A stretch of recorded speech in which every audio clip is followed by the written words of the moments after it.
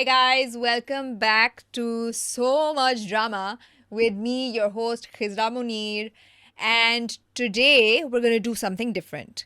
I know a lot of you are waiting for me to continue with the Bismil saga, but I feel like thoda sa intezar. So I'm going to try something new. I'm going to put my life at risk and venture into the K-drama fandom. So I'm completely new to this. I have been following the conversation around K dramas and the obsession around K dramas, and my best friend has been on my case to start it. So I messaged her. I was like, "ठीक है. For someone who's starting for the first time, what should I start with?" And she said, "Start with Crash Landing on You. Let me know if you're a fan. Let me know what to expect in the future episodes." But she gave me a disclaimer with that. She was like, you need to put all preconceived notions, all your expectations aside. This is going to be a whole new cultural experience. She's like, we're very used to watching Western content. So, in terms of pacing, in terms of storytelling, in terms of character development, K dramas are very different. But she's like, at the same time, as people who watch Pakistani dramas, maybe it's not so different. So I feel like when I saw the first episode, I kind of got where she was coming from. I'm still sort of getting used to following the subtitles. I mean, it took us a while to get used to the Turkish dramas and like not following the lips, but like reading the subtitles. So this is going to be a big change for me and I'm getting used to it. But let's get into it. So, what is Crash Landing on You about?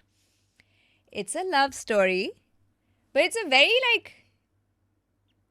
Bollywood type of love story between like the glamorous and the charismatic and the really likable rich girl from a really like modern background and the Sanjida angry young man or like Sanjida young man from a more conservative background.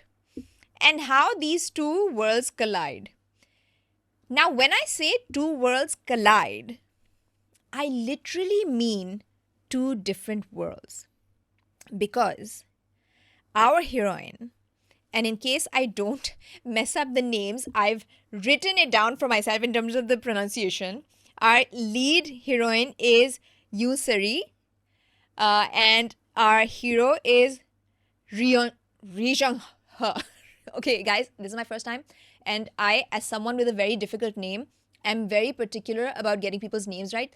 So I literally YouTubed it because obviously in the drama they speak so fast and you want to like you don't actually get it. So I went on YouTube and I tried to see like what is the pronunciation. I still haven't gotten it right, so like forgive me.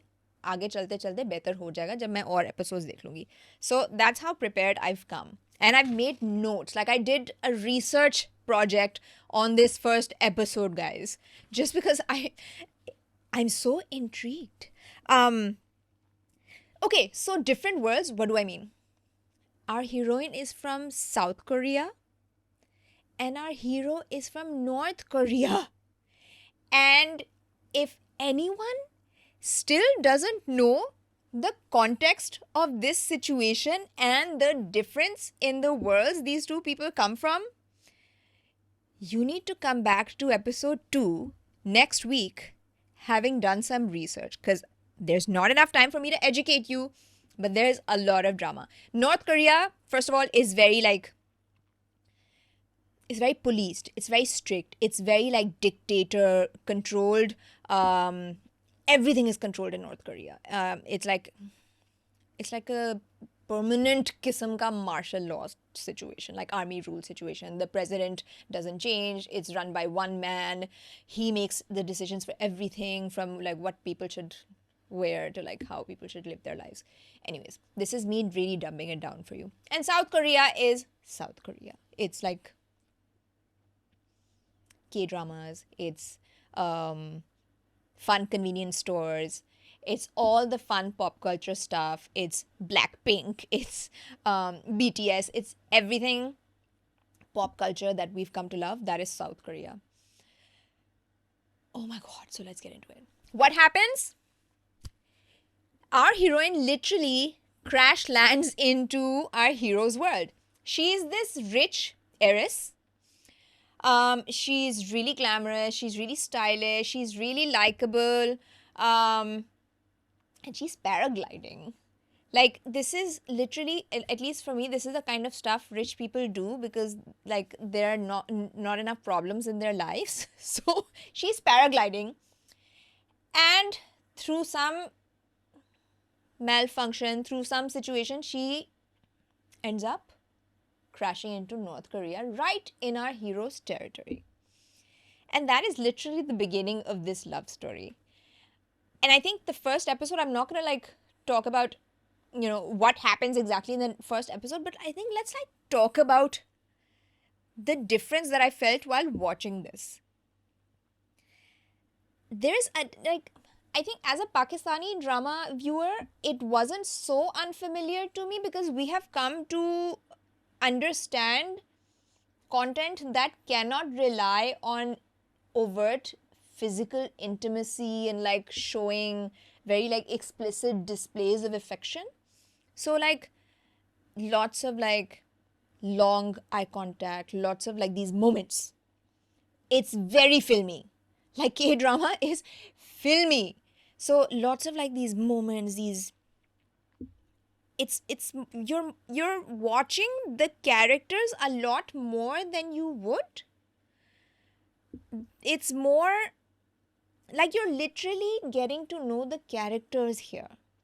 It's like and that's what I was doing. I was like, it would be interesting if right now we speak about from like a Western lens because that is what we've grown up doing. What did I find different? And that is what my research report is about. Guys, I took this seriously. So let's get into it. And I have my glasses on today. So the pacing and the narrative was the first thing that I felt like was a contrast. Again, the emphasis on character development. Like you're really getting introduced to the characters. They're, okay, why is he the way he is? He's the way he is because of the geography of where he belongs, the role that he's playing. He's in the army. The circumstances he's living in. Why is she the way she is? Same thing. She, like, her upbringing, her lifestyle sort of dictates the kind of character she is, but at the same time she's still likable. Like, there's this cliche, and like, I mean, we're just coming out of Kabhi Main Kabhi Tum, where it's like we're supposed to hate the rich girl. We're supposed to hate the privileged girl who's got all the money, who's got all the power, all the privilege, but like, we don't instantly hate her. So I felt like that was really interesting. The emotional subtleties, like the long gazes, like gestures. It's very different from Western shows because I feel like Western content is very quick to say it. Like they vocalize it. Or like they'll have like these actions that show. Like everything is very like action driven or very like verbal. So this was very subtle.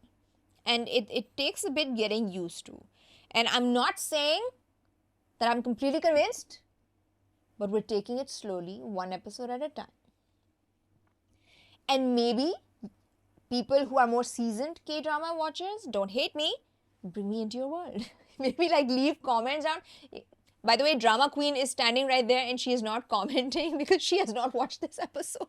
I'm not a fan of K-dramas. I mean, the only thing I haven't actually jumped into that world because I'm scared of the fandom. 100%. I'm so scared of them. I'm petrified right now. Yeah. Like the comments are like we've been exposed to K-pop fans and they terrify me. This is a whole other level. Exactly. But the people that I know that have gotten into it, they are fully immersed into this world.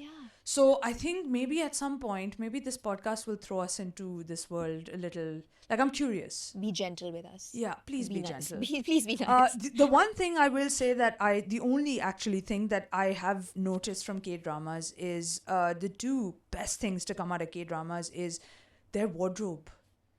I love their sleek, straight designs and their, like just their wardrobe is so luxury, but also so simple. Like quiet luxury. It's quiet luxury. And that's what it their is. skin. My God. I mean, don't let's. Yeah. Complexed. Yeah, I mean, there's a whole industry booming because of these people. Yeah. Okay.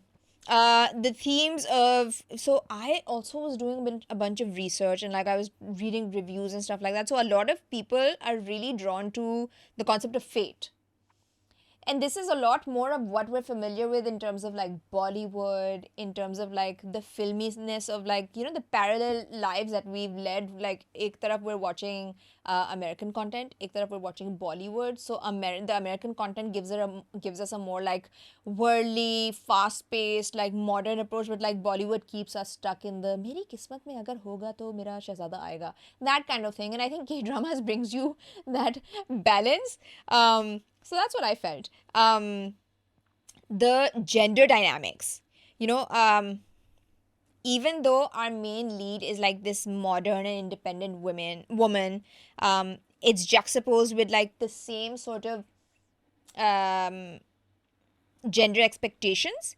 And that becomes even more evident when she's in North Korea. Because suddenly, like the modern lifestyle, the independent woman, the like assertive person that she is, it's she's like this alien in the new situation she's found herself in, because they're not used to a woman who is just making herself so visible, you know. It's a completely, she's literally like this specimen who's landed out of nowhere, like ET has shown up and like, what is this creature? So it's very intriguing. I think generally, what, and I've seen this, and I've seen this in the conversations, that a lot of the, you know, like the patriarchal expectations, the family expectations, the cultural nuances about respect, and the subtleties of like not being overtly like,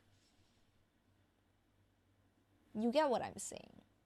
Like I know Nani watches this, so I gotta be careful when I say it. But, and I think that's very refreshing. And I think that's also very challenging, because it's, you know, I feel like it's very easy for the West to be like, oh, they're in love. Oh, I like you.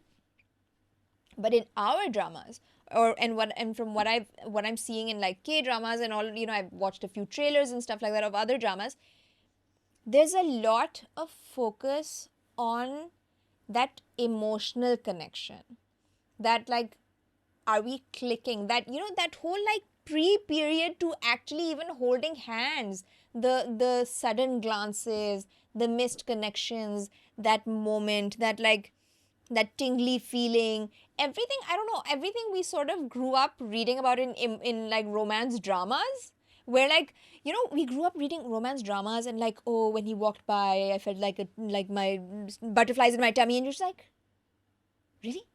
And then you watch these like movies and American shows, and you're just like, where is the romance? He likes her, they ask each other out, whatever. So I think that's what I'm finding like pleasant in this situation. I like that there is still this expectation to show like cultural family kind of, that balance, that yes, you're modern, you're grown up, you're independent also, but like, I love the fact that we're very focused on also showing culture. And I feel like as Pakistanis who watch these shows and stuff, we kind of gravitate towards these things because we find it relatable. Like, this is me talking about South Korean, like Korean dramas, and I'm saying that maybe Korean dramas are more relatable to us than like a Netflix American series or something. So I was going to ask, what do you think? Why is it that so many Pakistanis are leaning so hard into K dramas? Is it for all of these reasons, maybe? Yes. To be honest, I feel like Because that whole cultural aspect, that whole like family aspect, that all of those things we have in our dramas, because it stems from our society, right? I'm going to go back to the fact that, you know, we're feeling validated. We're feeling validated for being those kids who weren't allowed to see kissing scenes, you know, and now suddenly there are like, suddenly something has become very big And and normalized. normalized, that this is romance, you know. And us, people who never had permission and who've watched Pakistani films or even like initially Bollywood films with like two flowers meeting when like two faces were coming together and then two flowers showed up. So we've grown up on this. And so, like, no matter how much you grow up, if you're sitting in a room and like a scene like this pops up on like some American show, you could be married with kids and your parents are in the room or some grown up is in the room. You're just like, I'm a grown up. I'm allowed to watch this. Yeah. There's an internal battle. There's like internal, like, is my mother going to slap me? That kind of situation. So I feel like now, with all the restrictions we've grown up with, all the content we weren't allowed to watch, and all the fun maybe we felt that the world makes of us, of how do you make content without showing like physical intimacy, and us feeling like, oh, like, yeah, maybe our content isn't legitimate and our love stories aren't legitimate because we don't actually show like how babies are made or whatever. Suddenly K-dramas have said it's okay. Because sure, that happens, but this is how people fall in love. This is how people show each other that they love each other. They're skipping the romance. Yeah. Here, they're actually showing why did people love Kabhi Main Kabhi Tum? Because it was real stories. Yeah, it was and real we saw romance. Sharjina and Mustafa fall in love. Exactly. So we're actually getting to see like these really extended courtships, and it's nice. And sometimes you can watch this is content you can actually watch with your parents or something because you're not worried. I know so many mums watching K-dramas. That's what I'm saying. Like addicted. Yeah. Like once you get past the subtitles and everything, then you're just like, I could get used to this. So like I watched the first episode and I was like, you know what? This is an acquired taste. This is a completely like new like concept for me. It's a big culture shock kind of situation. And by culture shock, I mean this is my first foray into K-dramas. I've dragged my feet long enough. And I have done the crowdsourcing. Okay, guys, I'm going to start K-dramas. Who like recommend these things to me? And I think my friends have stopped recommending them because they recommend them and I don't watch them. And then every few years I come back and I'm like, no, tell me. And they're now I'm just this podcast is forcing you to do it. I promise I'm watching it. So please, in the comments, let me know what other dramas I should start on. I don't want to watch horror dramas. I just want to watch nice, lovey-dovey, like escapist kind of content. I want to watch nice characters. I don't want to watch toxic stuff. Don't give me anything that is like a gossip girly type of thing. Don't give me any of those like backstabbing horror things. I'm like very faint-hearted. I just want to see some love stories now. Some neat, clean love stories of not desi faces. Let's get into it. So like I think that's been my experience from watching episode 1, where not a lot has happened in as episode 1, so that like I'm not gonna break it down for you a lot. This is like literally the gist of it. If like they're literally just two aliens experiencing each other right now, and it's worse for her because like she's like this powerhouse woman who's suddenly feeling really vulnerable because she's in a new situation. She's in a new country. She's in a place that considers her and the way she is illegal because women are not allowed to become what she has become. So it's a really interesting premise for a future story because like I know that they're eventually going to fall in love. So it's really intriguing for me about how he sort of gets over his like preconceived notions and about everything he's sort of been raised and conditioned to believe and to become like. And she also, because there is so much historical context, there's so much like baggage between the two countries. So they've both essentially been raised and conditioned to have a certain perception of the other. And for them to be the two people who are going to fall in love is just a really interesting premise for the first episode. So I feel like this is where I'm going to leave off this first thing. And then we're going to now start talking about Bismil a bit. So